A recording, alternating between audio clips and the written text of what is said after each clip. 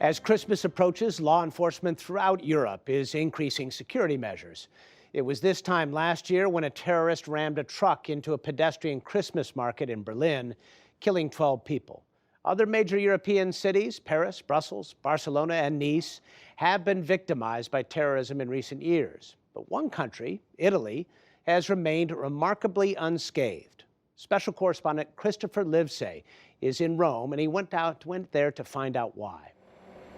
Christmas time has arrived, a holy season for the Catholic Church and the thousands of faithful who turn out to see the Pope. Added visitors means added security, and for good reason. The Swiss Guard, charged with protecting the Pope, has said it's just a matter of time before the Vatican is attacked. But while London, Paris, and other European capitals have been targeted, Rome has been spared.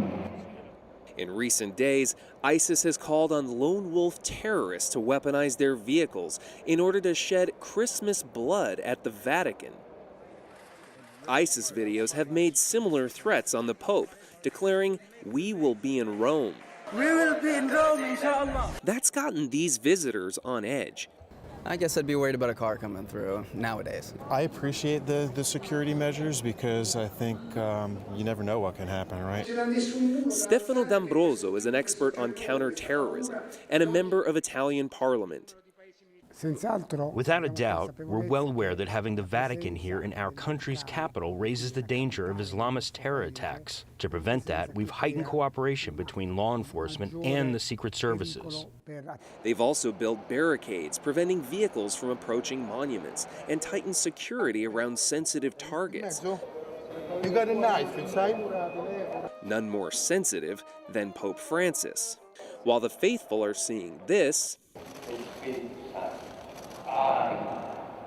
Italian police are seeing this, the command center for Vatican security, surveilling every inch of St. Peter's Square and the surrounding area. So you have eyes all over the Vatican.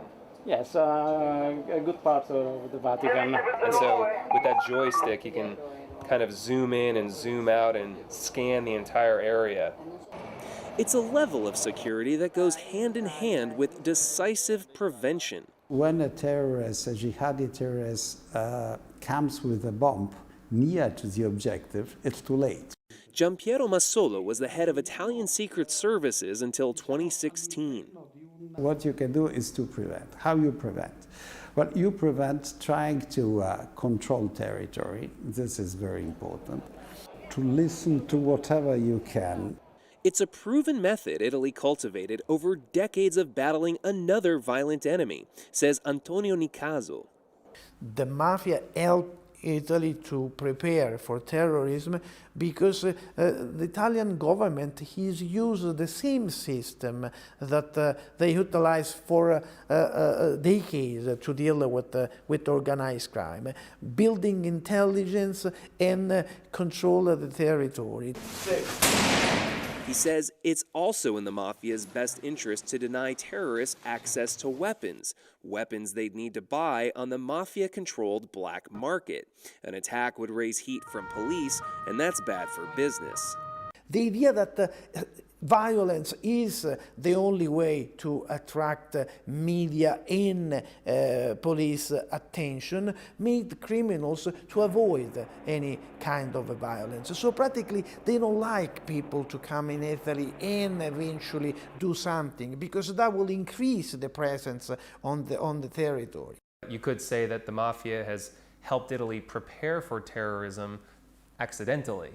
Italy invested a lot in intelligence, and it's what makes the Italian police well considered worldwide. That means undercover agents, wiretapping, sharing information across all levels of law enforcement, and swift action in the face of potential threats. So far this year, Italy has deported almost 100 people for reasons of quote-unquote religious extremism. That seems rather aggressive.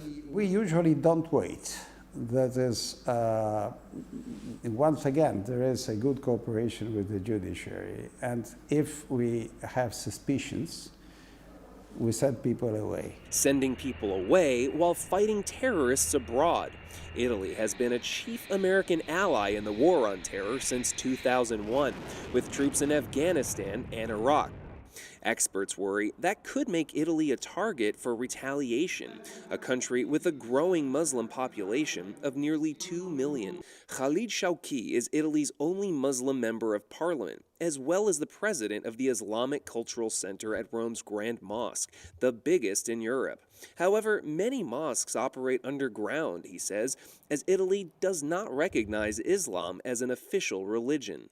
We give the possibility for some of bad teachers to profit about these problems of non-recognition, to say them, oh, you know, Italy don't want to recognize you as Italian Muslims. We can explore you a different way, and you cannot never be really Italian and really Muslim. ISIS has issued several threats against Rome in recent weeks.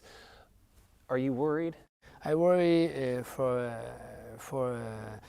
our country, for our city, for our community, and also for me and for my family. He also worries about the future of ISIS. While it rapidly loses ground in Iraq and Syria, chaos and fighting continue to spiral out of control in Libya, just a few hundred miles from Italy. The concern is tied to the close proximity to our territory. The caliphate has been practically defeated, but the terrorists haven't, and they're now moving to other failed states, such as Libya. Just one more factor keeping Italian intelligence on high alert, abroad and at home, given the increasing risk of lone wolf attackers who can be self-radicalized. Italy's former intelligence chief concedes no amount of security is a guarantee against terrorism. Why we haven't been yet hit, but yet, let's hope that it will last. For the PBS NewsHour, I'm Christopher Livesay in Rome.